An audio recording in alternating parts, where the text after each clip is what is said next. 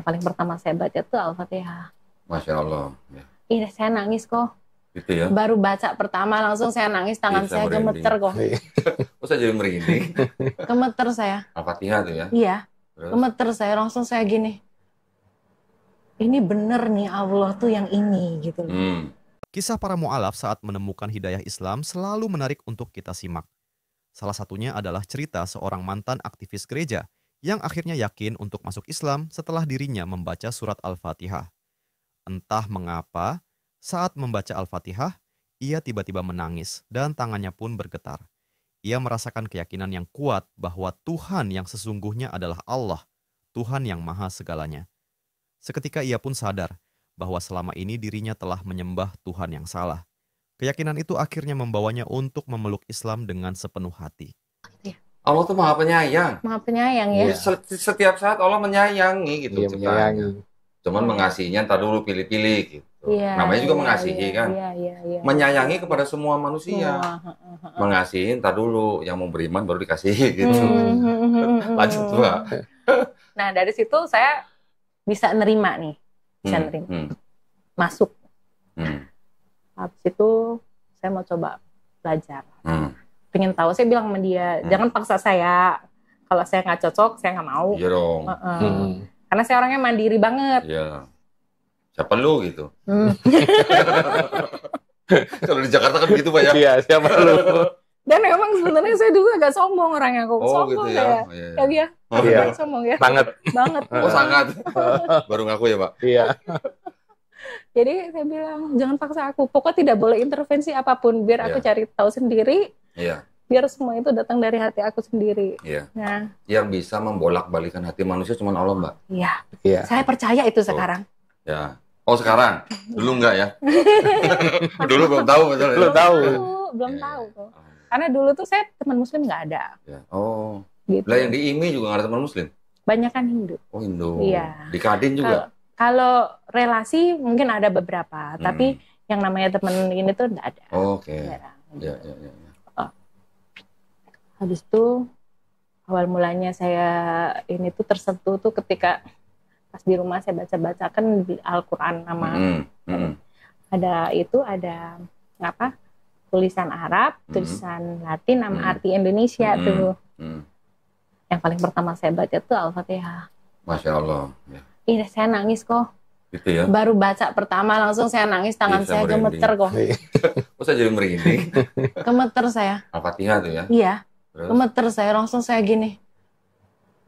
Ini bener nih Allah tuh yang ini gitu. Ini bener Allah tuh yang Masya ini. Allah. Yang maha agung, maha mulia, maha esa. Yang bener tuh yang ini gitu.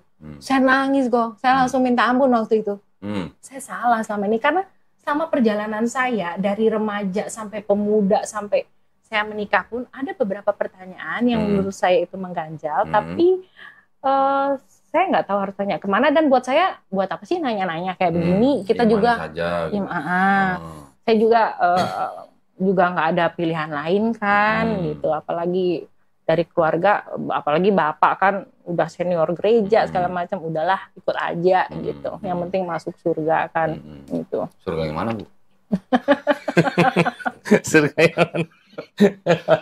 Setelah baca Al-Fatihah Ibu Saya baca Al-Fatihah, saya tersentuh hatinya. Dari itu saya selama 40, saya usia sekarang 44 tahun. Saya tidak pernah baca Alkitab tuh sampai habis. Belum habis. Terus? Tapi saya baru mualaf sekarang ini, saya sudah baca sampai yang ke-7. Apa 7? Juz ke-7? Iya. Oh, Masya Allah. Dan saya lakukan tiap hari. Walaupun saya belum bisa ngaji saya baca. Dan itu keinginan dari hati untuk baca terus tiap hari.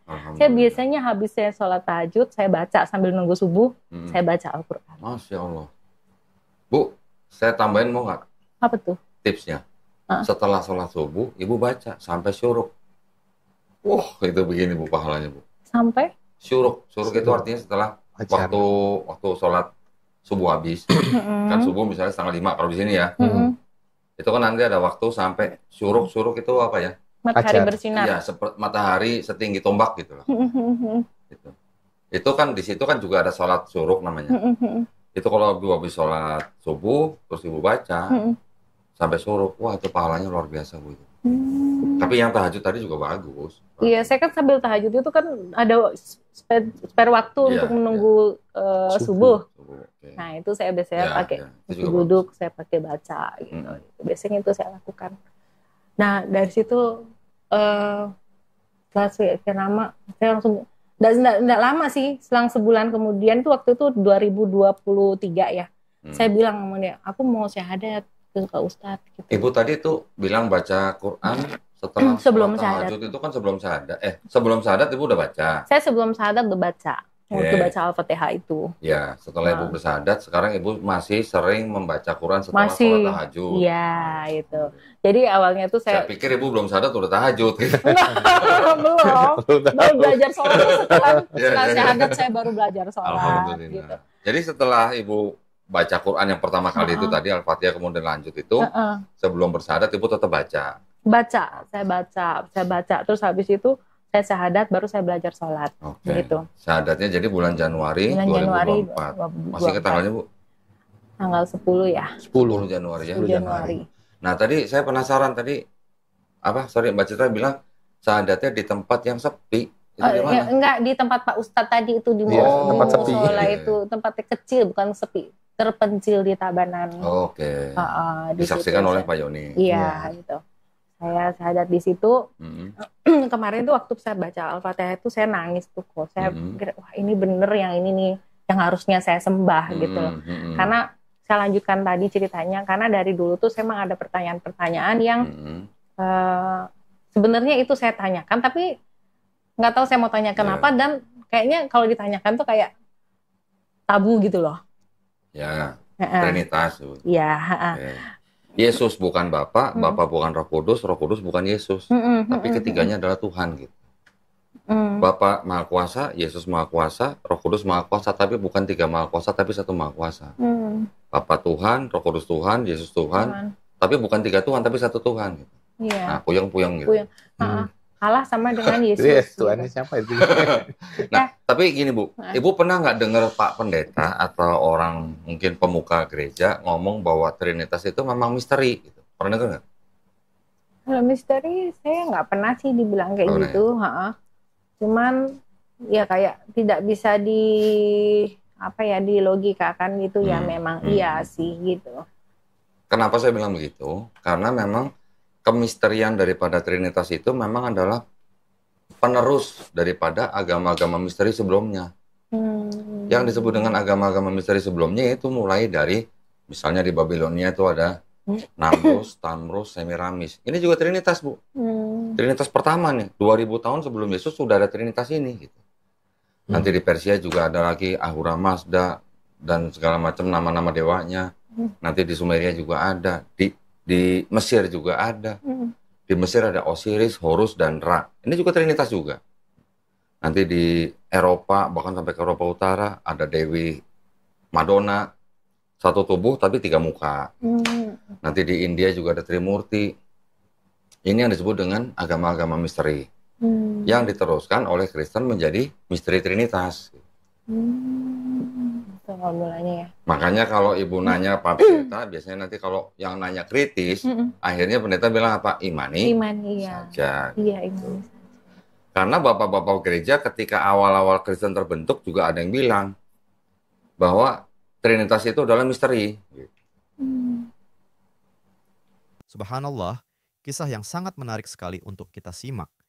Seorang wanita yang dulunya aktivis gereja, tanpa ada paksaan, tanpa ada orang lain yang membimbing, akhirnya menemukan Islam sebagai agama yang benar. Yang menarik ketika dirinya pertama kali membaca surat Al-Fatihah. Bayangkan, baru membaca satu surat saja, surat pembuka dalam Al-Quran. Dia langsung menangis, tubuhnya bergetar, dan hatinya seketika sadar. Selama ini dia menyembah Tuhan dengan konsep yang salah. Dia merasa konsep Trinitas itu membingungkan, sementara dalam Islam, konsep ketuhanan sangat jelas. Allah itu Esa, Maha Agung, Maha Kuasa, dan Maha Segalanya. Ini membuktikan bahwa kebenaran Islam itu sejatinya sudah sesuai dengan fitrah manusia. Tidak perlu logika yang dipaksa-paksa. cukup hati yang jujur, maka Allah akan menunjukkan jalannya. Semoga kisah ini menjadi pelajaran untuk kita semua dan bisa mencerdaskan umat manusia. Sesungguhnya, bahwa hidayah itu harus kita jemput dengan hati yang bersih dan niat yang tulus.